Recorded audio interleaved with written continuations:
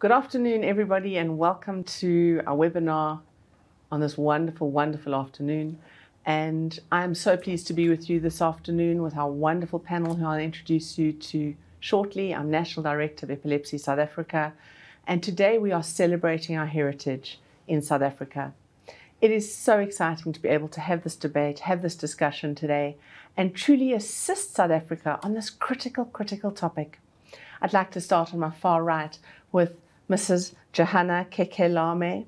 She is a researcher, a published author, and has specialized in her research in epilepsy and culture. So a very big welcome and thank you for joining us today.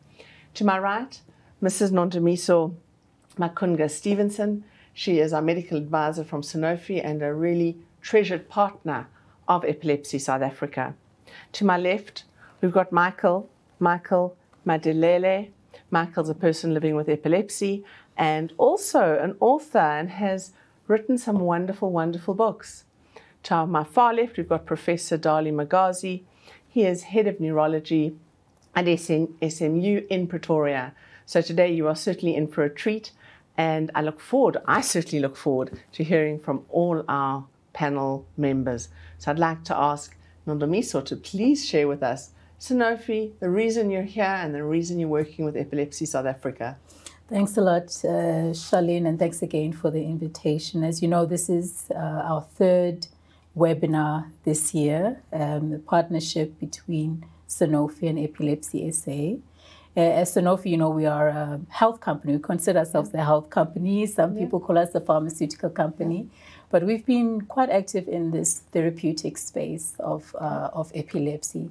And one of the ways that we do it is through commitments to capacity development in the health system and strengthening the health system. So we do that through partnerships with Epilepsy SA. But also, why I'm most excited about this webinar is that when you think about capacity development and you make local commitments, you have to understand the context in which you are operating. And so this webinar will give us that different perspective, I think, from the usual that we often talk about, which is our Western traditional or Western health system. So I think this will be a little bit of an interesting conversation, a little bit different from what we've normally done, but exciting nonetheless. I hope it's quite robust, don't you? I suspect I suspect it will be, but I think before we begin, we have to get on the same page with understanding what is culture, right? Mm-hmm. So I'm going to pose that question to Dr. Johannah, because I think she's done an extensive amount of research on culture and in general and more specifically on culture and epilepsy. So can you start off maybe by giving us a picture of how do we define culture? Okay, thank you very much, Nondumiso. You know, to define culture within the South African context, it's very difficult because we are a multicultural society. And well, from my own understanding is that culture really is our own way as an African woman, the way of understanding, the way of practicing our beliefs, our values about certain things. Now, when it comes to epilepsy per se, you know, there are really different understandings about epilepsy. But what is interesting is that within the African continent, the cultural beliefs and practices about epilepsy seem to be the same, and they are mostly related to demonic spirit possession. Some were really related to witchcraft and ancestral beliefs when you know, we don't respect our ancestors' callings. Then sometimes people might say, you know, the cause of epilepsy, the beliefs about the cause of epilepsy could be that one did not really perform the rituals that the ancestors wanted us to do. So within the spiritual aspect is demonic spirit possession. Of course, people will link it to the Bible. Those who believe in faith, in spiritual treatments, then they will use prayer, you know, as a healing practice. And then from the traditional aspect, of course, we do have different ways of knowing, different traditional healers. There are herbalists, there are isangomas, there are inyangas, you know, all have different understandings and how they treat epilepsy. So, for example, there are different terminologies. If you ask an ordinary person, what is epilepsy? So, isifo sokuwa in isiXhosa. And then from my Tswana, you know, when they were related to when somebody has fits, and then especially those that affect the whole body, then when the body starts shaking, but usule mototwani, and sometimes the foam comes out of the mouth, and by say usule mototwani, and then people understand it like that. And then in my Xhosa study that I did in one of the townships in Cape Town, there were different understandings because we had different cultures there. So too, the Xhosa-speaking people, bari isifo sakuwa, the Zulus bari is tutwani, is tutwani like uhosomototwani. So isifo sakuwa ukuxuzula, abanye bathi ukuxuzula ngesiXhosa. So there are really different terminologies of referring to what epilepsy is all about. And I think in my study, what I understood from the conversations that I had with the people that I interviewed, the home-based carers, the traditional healers, the people with epilepsy themselves, the medical doctors that I interviewed. So there were different understandings. From these other sectors, not the professional sector, the treatment beliefs were different from the Western treatment. First, people consult with traditional healers because traditional healers will throw bones. They want to know the cause. Those who pray, they will use the Bible. But people really want to understand what is the cause. Why do I have this, this illness? What is the outcome of the treatment? So people want to know the treatment outcome. So they will visit different healing systems, but usually they start from traditional healers. And then when I did my study at one of the community projects in Khayelitsha, I found that there was a knowledge gap there. But then, you know, people did not actually see the importance of Western treatment. They found that traditional treatment works. And most of the children, the parents that I interviewed referred their children to traditional healers because they could not get or understand the course of treatment from the medical side. So hence they will go for traditional systems to understand what the cause is and what the treatment is all about. So I think I don't know whether I've covered a lot about culture. I think you've probably got a lot more to cover. Can you tell us a little bit more about the types of treatment that you, or expand a bit more, because I know you touched on maybe prayer. Yes. What are the other treatments and how do they fit with the cause? Because, you know, normally we treat according to the cause. Can you tell us a bit more about that? When I did my research with home-based carers, they talked about the spiritual treatment. And the belief is that they must chase or take out the demonic spirit that is actually interfering with the persons, that is interfering with how the persons behave, or that is actually causing this person to have this illness. So then they will do what they call, you know, they will pray, and then when somebody vomits, or then they will say, the spirit is out. But then they will use holy water for the person to take the treatment. And then sometimes you'll find that they take holy water, but then they don't take seizure medication because the spiritual, those who believe in religious treatment will say the holy water will heal the person with epilepsy, and they will link it to the Bible. And therefore, traditional, the Western medication is therefore not necessary. Then when you go to traditional healers, I had a very, very interesting explanation of the symptoms for treatment, where this traditional healer said, you know, when a person has epilepsy, one will say, I have just seen a train. The train is moving, the train is moving. And then when the person sees the train, they will run away. Then they take that person, they burn herbs like umpepo, then, to treat that demonic spirit that might be attacking the person. But then when this person goes and explains this symptom and the treatment that has been given on the other side, on the Western side, then it's not understood as amafufunyani. Because then the traditional healer will say, Olomtu une amafufunyani.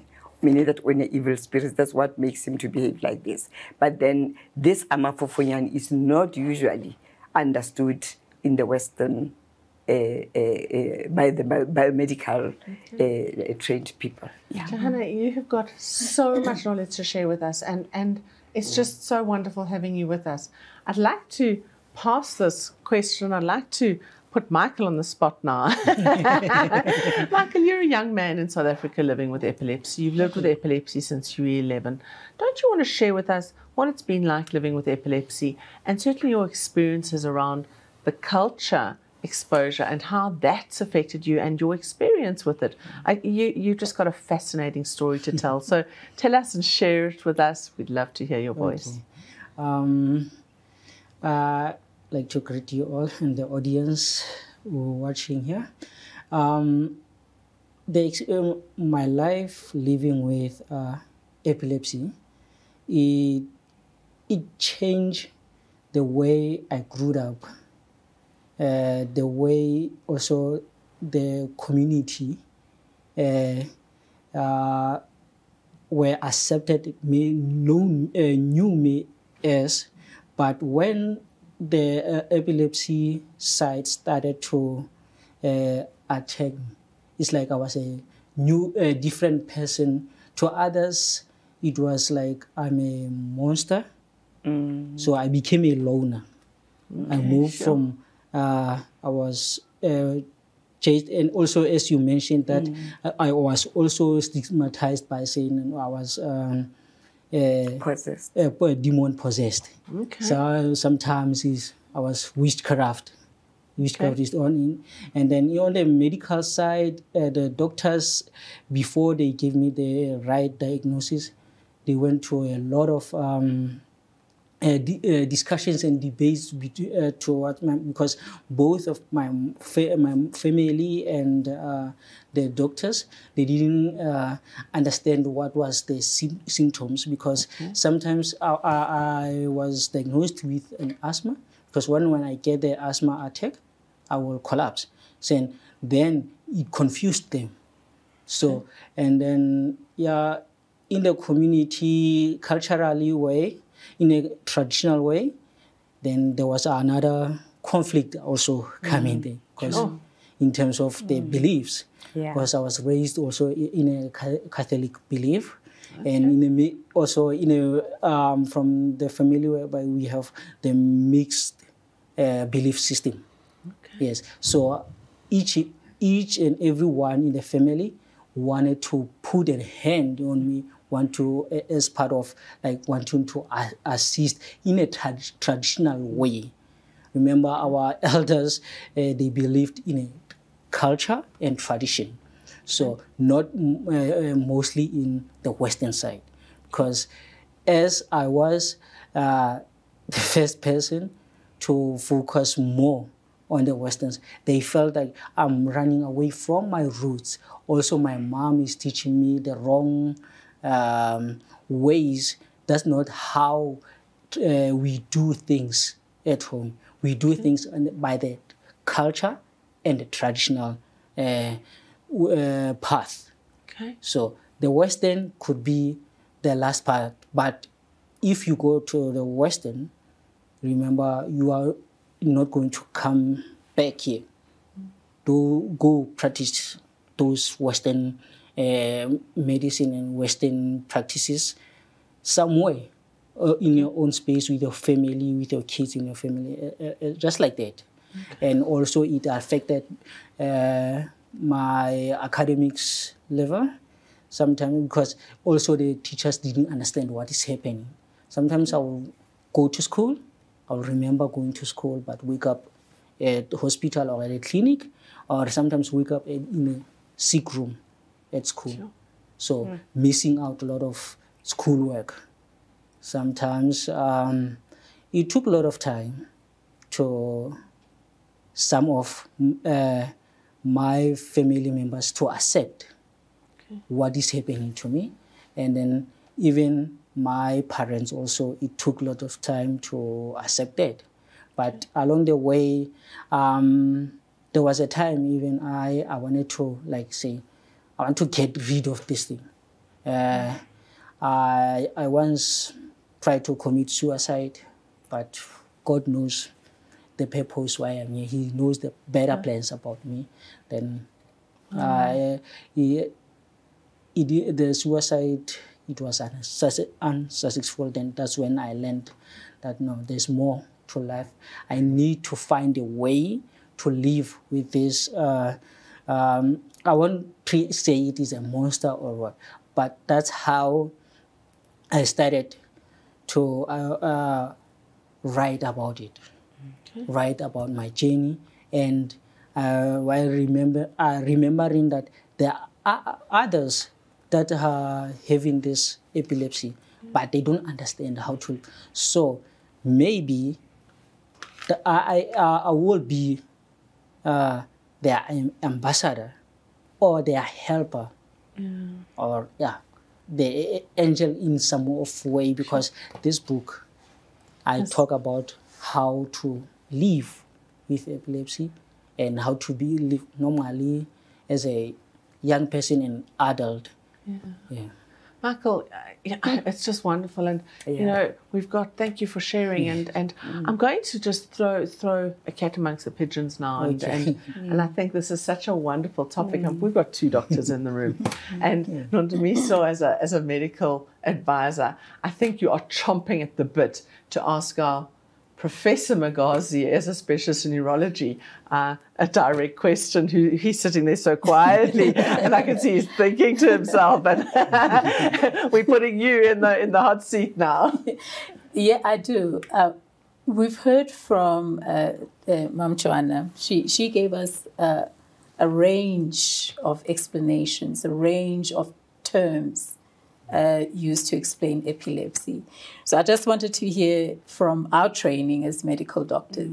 Now, what is epilepsy? How do we define epilepsy? And then I'll ask a little bit more now, bringing in some of the issues that the other guests have brought in. But let's start there. What is epilepsy? Well, thank you very much for the question, and greetings to everyone. First, I must say that I am Western trained regarding to medicine. But I'm also a child of this soil, and I think this is what qualifies for me to be sitting here. Now, defining the condition of epilepsy, I would say it's a set of conditions. I'll explain why I'm saying it's a group of conditions that are made up of a recurrence of seizures. Now, the reason why I'm saying it's a group of conditions, it's because the causation is quite diverse, the manifestations are quite varied, and even the response to treatment can be, quite different from one person to the next, depending on what type of epilepsy one is dealing with. So much that what is encouraged, in our circles is to speak of epilepsies rather than epilepsy. Now, when it comes to, for example, isigulo sokuwa, if you say isigulo sokuwa, literally that means a falling sickness. But it's not everyone who's going to fall with the condition of epilepsy, or you are going to say maybe isigulo sokuxhuzula. Uxhuzula literally means if one gets convulsions. It's not everyone who gets a convulsion. So the seizures that make up this, which we call epilepsy, can be motor. In other words, one can have convulsions, but sometimes you have someone who, gets maybe a hallucination, starts seeing things that other people wouldn't be seeing, hearing things that other people wouldn't be hearing, and this, makes for the varied nature of epilepsy. Right. So now, as I was listening to you, I'm thinking about just also being a child of the soul, to use your term. When you talked about the manifestations of the epilepsies, Kuzuga, the absence seizures, we would often, in certain cultures, immediately think that the person is having a spiritual manifestation, right? How do you differentiate? Maybe you can share some of your experiences as a clinician, where patients have maybe reported the seizures and how they manifested. How do you differentiate? How do you say, maybe I should write a referral letter to a psychiatrist instead? What is your approach? The challenge with the diagnosis of epilepsy is, as I said before, is it can be varied in its manifestation. For example, if someone presents with confusion could be from a variety of reasons. But one of the things that epilepsy can present with, or a seizure can present with, is unexplained recurrent confusional states, right? We've got certain unusual seizure types. For example, someone laughing. Someone laughing could be a manifestation of a seizure. There are certain things that we would use in our diagnosis of the condition, or things that would help us. Firstly, a good history is important for us to know exactly what it is that the person experiences. Do you have a premonition before, and exactly what happens? And oftentimes you find that the diagnosis is hinged on that story, because when someone comes to your rooms, it's not often that they're going to be having those manifestations in your presence. And one of the things that we've been encouraging people to do is, to take a recording of whatever it is that is happening, so that we can see. There's a lot of power in seeing what it is that could be. And the problem with the diagnosis is one can over or under-diagnose. The over-diagnosis is you can have mimickers of this, which we call epilepsy. I remember a patient who was having convulsions, in my department in outpatients, and it didn't look quite typical, something like, what I would call a genuine seizure. And I called the doctors and I gave it a name. I said, this is, such and such a syndrome. I made it up. And I said, what's going to happen now is the right leg is going to start. The person is continuing to have the seizures on the ground. I said, the right leg is going to lift to the air. This is how this syndrome, manifests. And as it continued, then the leg started going up like that. So, which meant that the person could hear as we were speaking. And this is not something that you would expect with someone who's having a seizure, especially the generalized forms of seizures. Now, I'm just giving one example, and then you can have a situation where you underdiagnose. This is someone who does have the condition and you miss it. And the reason why it's the different manifestations that could be. And then we use an EEG. This EEG is to look at electrical activity that would, suggest or show us that, in fact, there is a generator for the seizures, hence epilepsy. But it's not always that you have a positive EEG, that is an EEG that's going to show an abnormality. Even if someone does have the condition, it depends when you did that EEG, it depends how deep that generator is, so it can be quite challenging. Mm-hmm. And speaking of challenging, you shared with me before that you often have patients moving in and out of both systems, right? As Mam John already mentioned, traditional healers are accessible now, more accessible than neurologists, because we only have less than 100 neurologists for the whole country. Yeah, how does that pose a challenge for you as a neurologist when somebody either comes from the traditional health system or even decides that they would prefer to be treated there?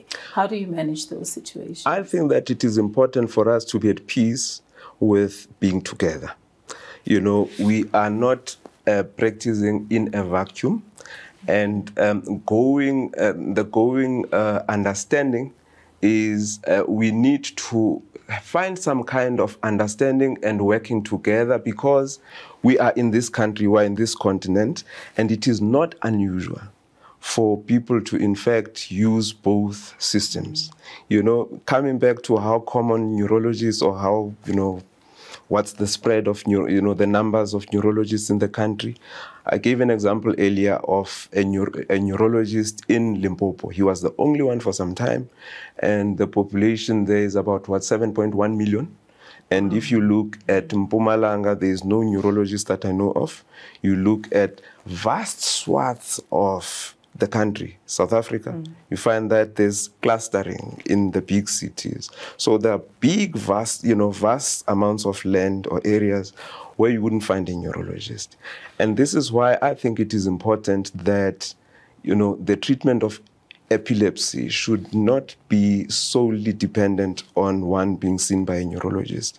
And it is important, obviously, for us to have seminars, a kind of communication and an understanding of this is what, obviously, in as much as we might not be having neurologists in certain areas, there ought to be some kind of communication systems to say, here I am stuck, what do you think? Even if I'm not there in the physical, there ought to be some way of, working together. Yeah, it's very complex. It's a complex topic. Yeah, it's very complex. Yeah. It really is, listening to yourself and yourself. Wow, it's very complex. And I think particularly in Heritage Month, it's like in South Africa. Which culture are we talking about? We South Africans, and it's so interesting for me listening. I'd like to throw it back at you. So we know you published, I think, 4 books or all four books, and one of them you wrote while you were in hospital. So we know you're advocating. Talk to us about the advocacy you're doing. Talk to us about how you're giving other people hope around the neurological disorder that we are discussing today. Okay. My advocacy and giving hope to the world out there, those who don't know how to deal with or how to recognize this person has epilepsy or what is because of I want to with my books I share the information, what I felt and what I saw and how I did manage to control or live with this illness. And also, some of people, they had those, what you call it, being ashamed of, especially the parents, ashamed of their children who are diagnosed with epilepsy. They don't want to let them be free and live normally and be whoever they want to be. Just I'm there to them to tell them, no, it is possible. You can be whatever you want to be. It's not that epilepsy is a wall. If it is a wall in your life, there's a possibility that you can break that wall and live normally.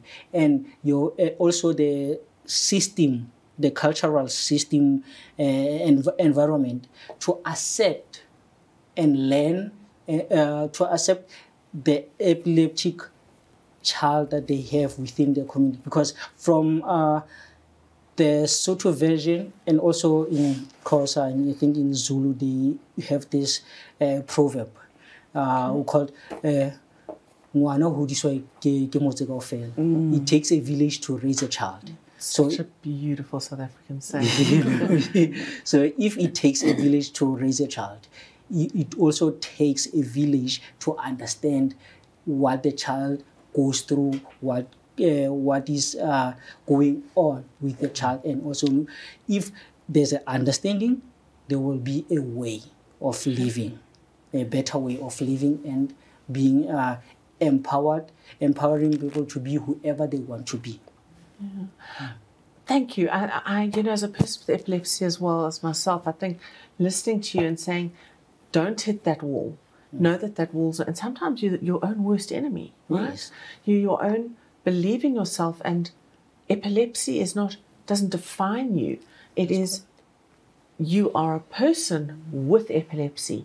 And as long as we're remembering that, reaching our potential, growing and having a quality of life is just so absolutely and it's absolutely possible. Yeah. Listening to you say, I chose life, I chose to make a difference, I chose to give hope to other people with epilepsy, and I can just stand here and honor you because of your journey. So just thank you for being so honest, and I know how difficult it is at times to actually share and speak about the journey, because it certainly is a private one. So the fact that you've written it down is just wonderful. I think what I want to do now is turn to Nondumiso on my right, and I think she's also once again chomping to open the floor between our two panelists over here. And yeah, let's, I think that would be very interesting right now. Yes, and what I'm hearing from our guests is that there is a respect of both systems. There's an acknowledgement that both health systems are important. So my question would be around cultural competence, and I'm coming again from somebody who's trained in Western medicine. From our own experiences in the health system, there's often a disregard for indigenous knowledge when it comes to, especially the health system. So that's my question to the both of you. Then, how do we build that mutual respect between the two health systems? Maybe let me start with Ma'am Johannah, because I know you've done a lot of work, and maybe you also would have heard from the traditional healers about their experiences, and going to the clinic for somebody who started off with a traditional healer, maybe a bit of a difficult experience. So maybe I'll start with you. Yes, thank you very much, and for the contributions from the guests.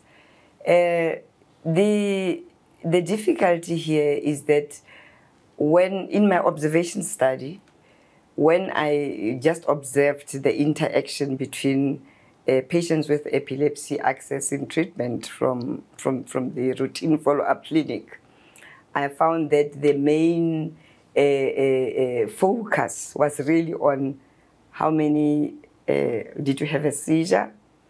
Did you take your medication? And I remember one of my interviewees said, I wish they could have asked me about how I live, how I experience the seizures at home, and the kind of treatment that I'm actually taking besides the Western treatment.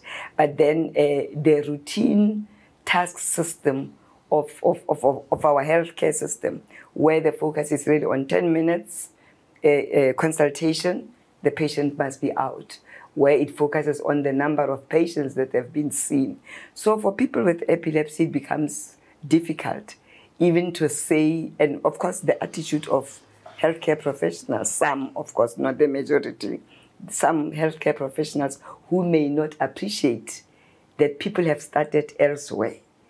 They first consulted Sangoma, they've consulted the spiritual healer, and then when they see, we need to now look at other forms of treatment, then they come to the Western. But then they are not usually asked, who else have they seen before they come? What kind of treatment have you been taking? Because of the attitude towards indigenous ways of practices or the treatments around epilepsy. And the traditional healers that I interviewed actually said, we are ready to collaborate, but it is just that the Western trained do not respect our ways of healing, because these are regarded as not scientific. So they are ready to collaborate because they see a number of people where they could actually help in terms of giving history and to enable the practitioners to diagnose. As you say, there are other epilepsies that are missed because the history taking cannot give a proper give you a way of diagnosing that this is epilepsy or not. I remember just quickly a story that was shared by one of the traditional healers said, I had this person who came to me. This person said, my uncle gave me a shirt. Now this person comes to you and say, my uncle gave me a shirt. And the wife was jealous about the shirt that my uncle gave me. And so the wife took it away from me. And then I started having fits after she returned back the shirt, because this woman took the shirt for some days. And then when he was angry about it, then she returned it. But then when he had it on, he started fitting.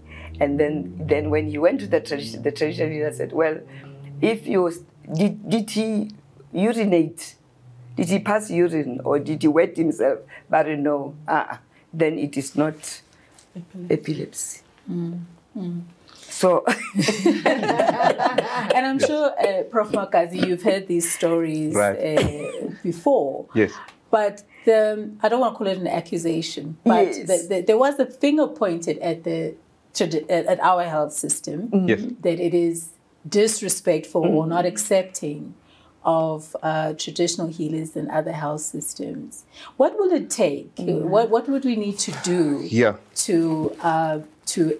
or what would the other system need to do to have that respect? To gain that respect. I think it is important for us to realize that arrogant knowledge is limiting. Yeah. Because if I come with the attitude that I know and you don't, then I might lose out from certain things that I could have learned from, from you.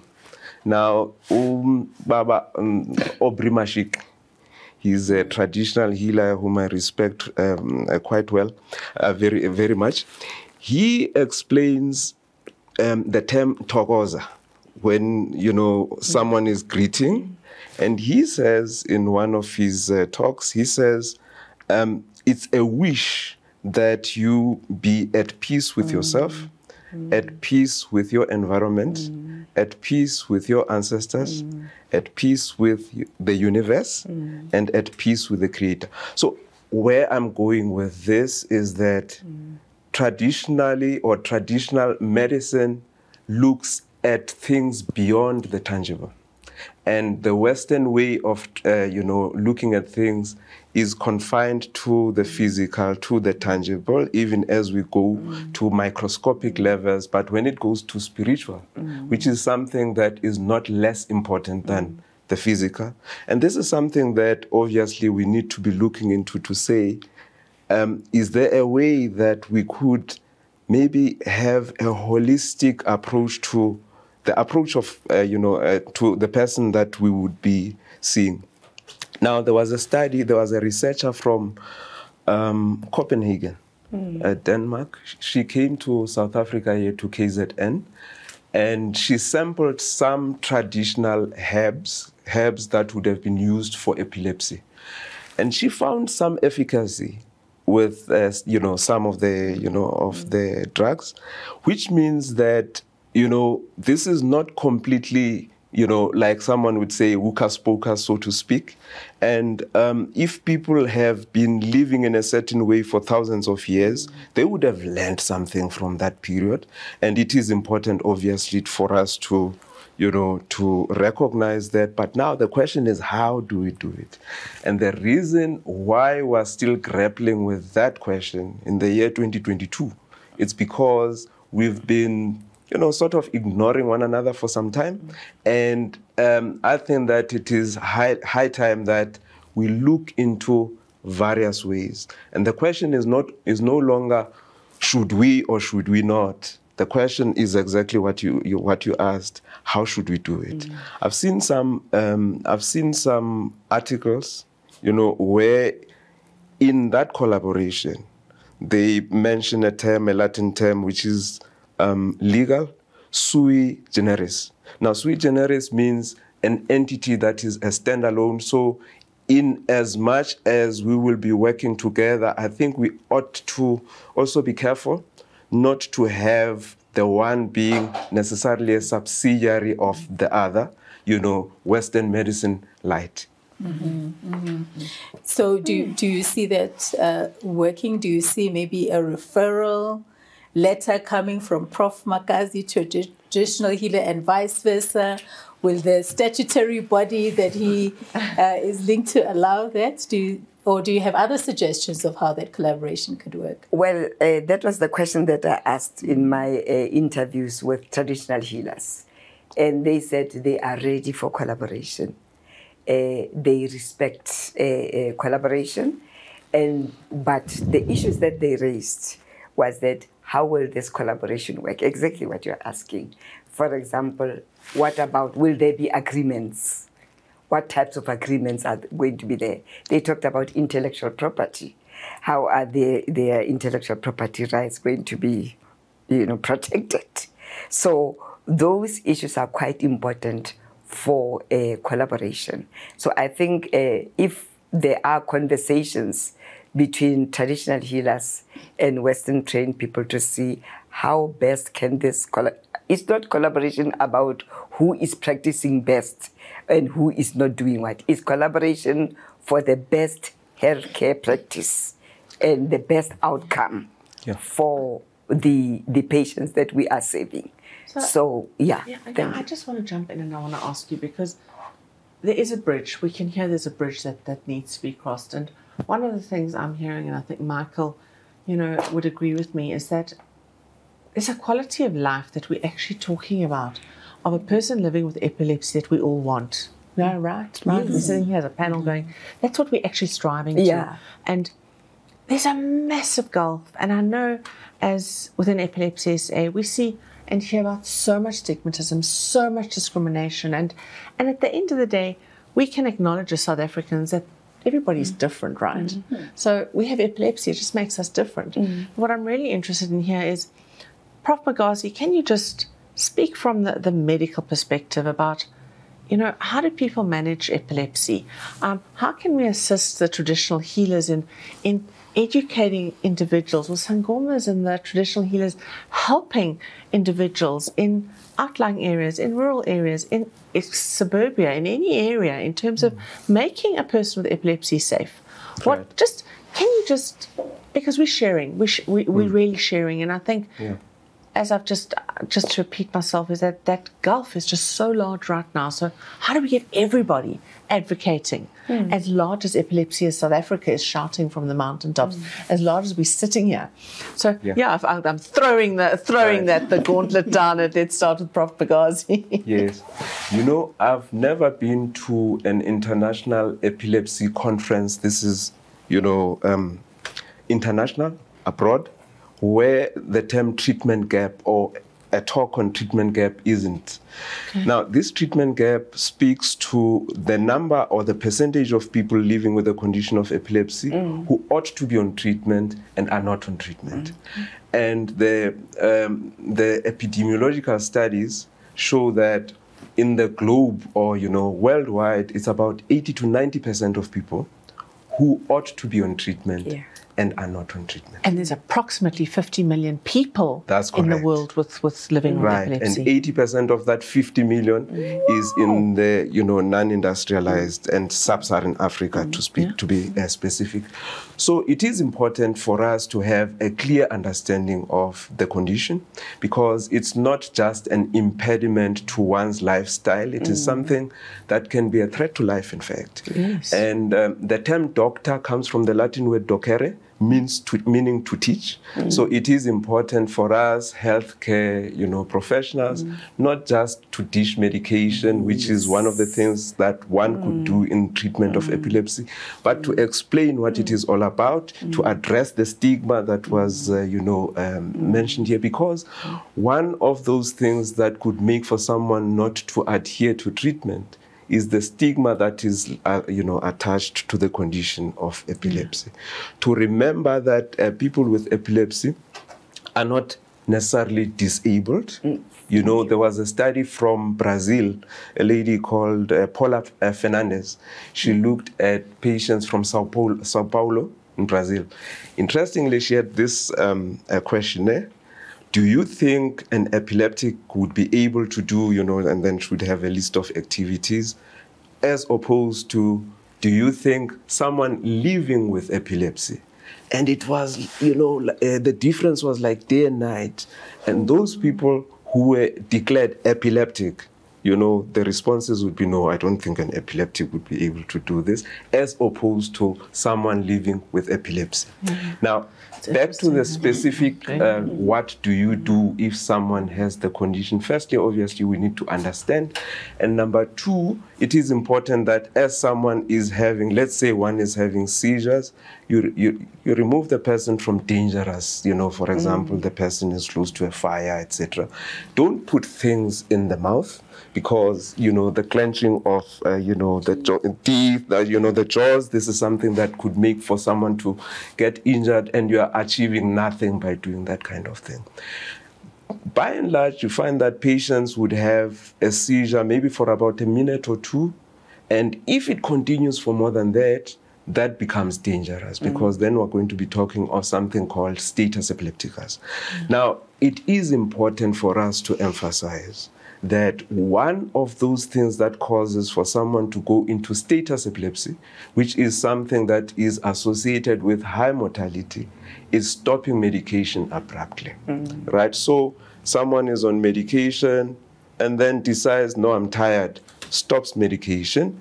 This is something that can result in a recurrence of seizures, but even more importantly, can result in status epilepsy. And beyond the anticonvulsants that we give, that are varied as well, depending on the type of epilepsy that one is presenting with, one can also do surgery for a certain select group of patients with epilepsy. Sorry, can I just come in at the first aid? Yeah. I think when we do health educational awareness, we need to explain the ways of responding to a person when a person has a seizure attack, because they believe that when you put a spoon or any object in the mouth, you protect the person from swallowing the tongue. So the cultural beliefs actually makes people to act in a certain way that may be harmful. There's a study, I don't remember, was it Burkina Faso, where they will pour a bucket of water or sprinkle somebody with chilies. Yes. Yes, with chilies. You can imagine you are being sprinkled with chilies. So, or they tie a person, because now I get it, the person is now, because they say demonic spirits, let's tie in so that the spirits must subside. So we need to address the cultural beliefs when we give health education. So I think the health promotion side or the health education side of what type of information is communicated about epilepsy, about why shouldn't you do this when a person has a seizure, that must be addressed. Sure. You see, what I'm hearing so clearly, and Michael, I'm sure you're chomping to discuss and say something, I'm going to give you a chance. But what I'm hearing is that the traditional healers could actually play an instrumental role in teaching the communities and teaching people about the facts of epilepsy. Where on the left-hand side, we've got just over 100 registered neurologists in South Africa, let alone Africa. There's a massive shortage through Africa of neurologists. But how does that happen? How do we reach those traditional healers? How do they come to the table? And I think to ask the neurologists, when you are seeing patients back to back to back to back, day in and day out, saving lives, is how do we, and I suppose that's what an advocacy organization like us exists for, but how would you advise to access those traditional healers, to get them to the table? What mechanisms are in place, and how do we get that information to the neurologists? The communication gap here is so large, and the education gap is so large. Can I come in there? Yeah, please. Yes, I think the traditional healers have the body, the traditional healers organization. So there's a national traditional healers organization. I think that organization can be approached to say, because you engage with a registered organization, and how best we can, because they they affiliate, or all the traditional healers in different provinces affiliate to the national body. So it will be important to actually contact the traditional healers organization, the national one, and then we can start now having those groups of to have this type of conversations. Yeah. Yes, I think there's a challenge in that my understanding is that not all traditional healers are members of the organization. Yes. And the question is, what do we do about those? Is this something that maybe as a step forward, we would say each and everyone who is a traditional healer must be mandated to be a member of some recognized body? Because short of that, I'm not so sure how we're going to work it, to work at it, to say that this traditional healer is someone I can work with. I think maybe it can also start with, even before the actual collaboration, to having, a kind of, to have brainstorming sessions. Yeah. To say this is what we can bring to the table regarding the management of our patients. And the important thing is that we're bound by one thing. We want a person who is, going to be better, be it physically, be it spiritually. So can I ask Michael, you've been so quiet. We've got 5 minutes left. Add just a closing remark in terms of what you're hearing, because I'd love to, I'm sure. Just a few minutes, and we're going to need to close the discussions. Adding on what Ms. said, that in terms of the teaching and the wisdom of how to handle when the person has a seizure at that moment, like beside having that putting the spoon, some they sit on top of the, which is wrong, because when you sit, you don't have to you don't give the person his or her body to relax, and so that those feet to stop. Some others, they stop quickly. Yeah. Some others, they take time. But when you did, also it causes some damage on the other side. And other thing that I want to say is, in terms of, there was a saying that, okay, the epileptic person must be not advised to drive, but I think it's a challenge that anyone can try to do, because everyone wants to drive it somehow, but to be someone to monitor that whenever, sometimes when he or she drives, take a stop and then change the drivers. You are opening a whole nother debate when it comes to driving and epilepsy, and our panel is all going to want to jump in on this, and this is definitely the first of a few conversations around epilepsy and culture, right? I definitely think so. I definitely think we're probably going to be talking about epilepsy and culture for some time. I think just given the richness of the conversations that we've had, obviously there are a lot of challenges, there are a lot of barriers, but what I also heard from our guests is that there are a lot of opportunities, and a lot of opportunities to leverage on culture and the positive aspects of culture to remove stigma that is associated with epilepsy. So I'm excited to hear more going forward about it. I certainly am, and I'm certainly excited that Epilepsy South Africa is right here coordinating, bringing you all together to have these conversations. And I'd like to thank all of you, our listeners, for joining us today. You can hear the passion, you can hear the excitement, you can hear what we're all trying to do is coming around the table and celebrating everybody's differences. And that's what South Africa is trying to do today. On a really exciting point of closure, not only are we having this in English today, is that post this we will be recording the same panel speaking vernacular languages, so we can reach more and more and more people and share and truly help more and more people understand this critical topic. I'd like to say, if you'd like more information, go to Epilepsy South Africa website. We've got a wonderful library of rich resources there. Become a member of our organization and tap into this wonderful, wonderful organization in so many ways. And on that note, I'd like to thank each of our panelists for joining us today. And I wish you all a really good Tuesday and rest of your week. And once again, thank you for joining us today.